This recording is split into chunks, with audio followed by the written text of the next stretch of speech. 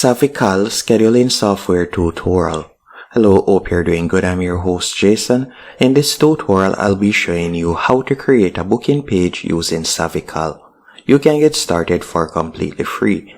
So you're going to go onto savvycal.com. Then you're going to tap on Try Savvycal risk-free.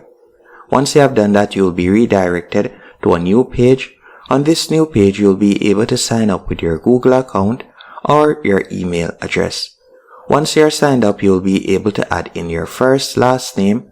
You can also add a profile pic, and you can choose the URL extension that you would want.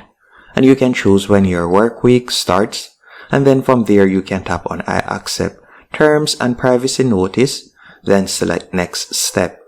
After selecting next step, from there you can type in where you heard about Savvycal, or you can tap on next step. Then you can choose who will be using it for planning. After doing that, you can choose what best describes your role. So you can select whichever one of these options. Then you'll tap on next. Then what do you hope to accomplish first? Whether it's book meetings for myself, book meetings for my team, or send polls, or charge for time. You can select whichever one of these options. Then you're going to tap on next, and then from there you can choose whether you like to toggle on holidays for your particular country. You can do that if you want. Then you'll just tap on next. From here, these are different video conferencing platforms that you can quickly integrate into Savvycal. So for example, Zoom, Squadcast, or Whereby. You can select whichever one of these. After you're finished doing that, you are going to select your schedule.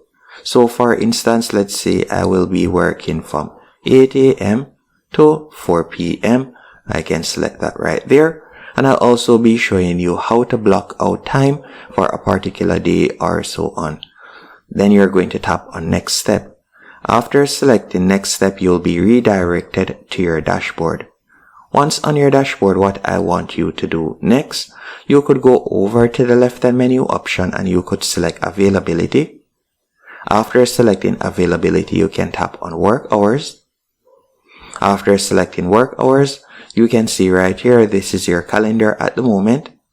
Now, if you would like to block out time, you can do that. So let's say, for example, Friday at 10 a.m. I won't be available between 10 to 10:30. I can simply select it on the calendar.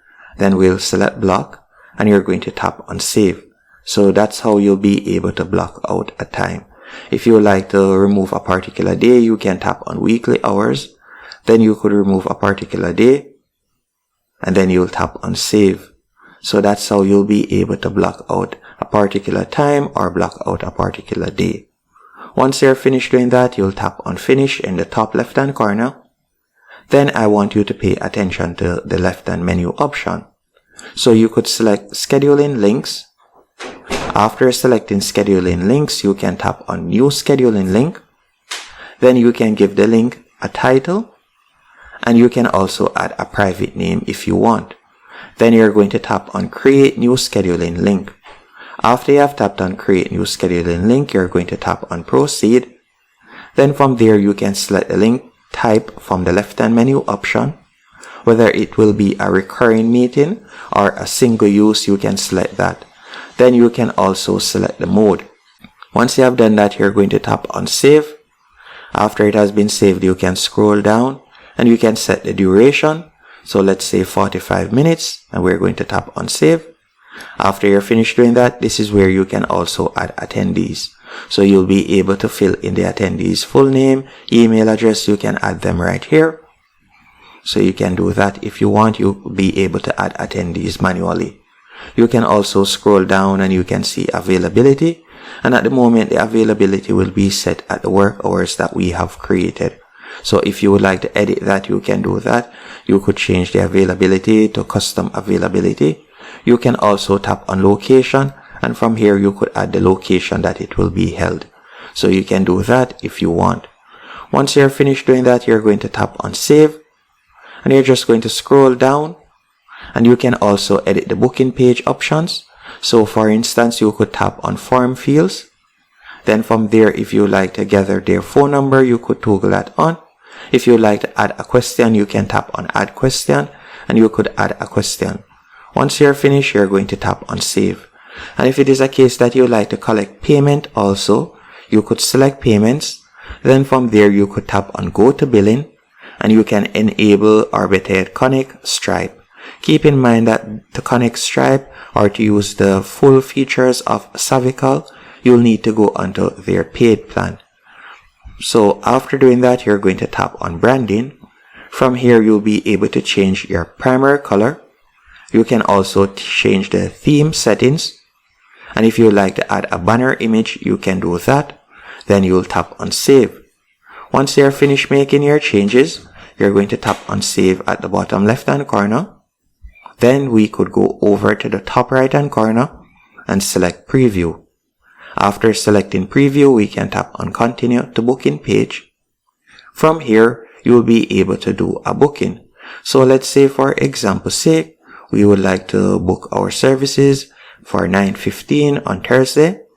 Then you could enter your full name, email address, and phone number. Then you'll tap on schedule. After you have tapped on schedule, so let me do that real quick. 9-6, then we'll tap on schedule. After you have tapped on schedule, you'll be redirected to this page, and you can see that your booking has been confirmed. And also, if you would like to set up an automation, meaning that whenever someone books your services, they automatically receive a notification later on to remind them of the meeting, you can do that using this platform. You could go over to the left-hand menu option and you could select workflows. Then from there, you can see the different automations that you can create. So you could select send a reminder, or you could send a post-meeting thank you, or confirm sales demo, or you could create one from scratch. So if you like to set a reminder, you can tap on the plus right here to add it. And then from there, you'll automatically send a reminder whenever someone has booked your services. So you can see right there, and you can set it up. If you would like to add another action in between, you can also do that. And then from there, you can tap on enable in the top left-hand corner. And then you'll tap on save. And that's basically it when it comes onto Savvycal. If it is a case that you would like to use their platform to the max, you're going to tap on upgrade in the bottom left-hand corner. And you can go onto their paid plan for as low as $24 per month. As you can see right there. Hope you found this tutorial helpful and informative. If you did, be sure to hit the like button and subscribe.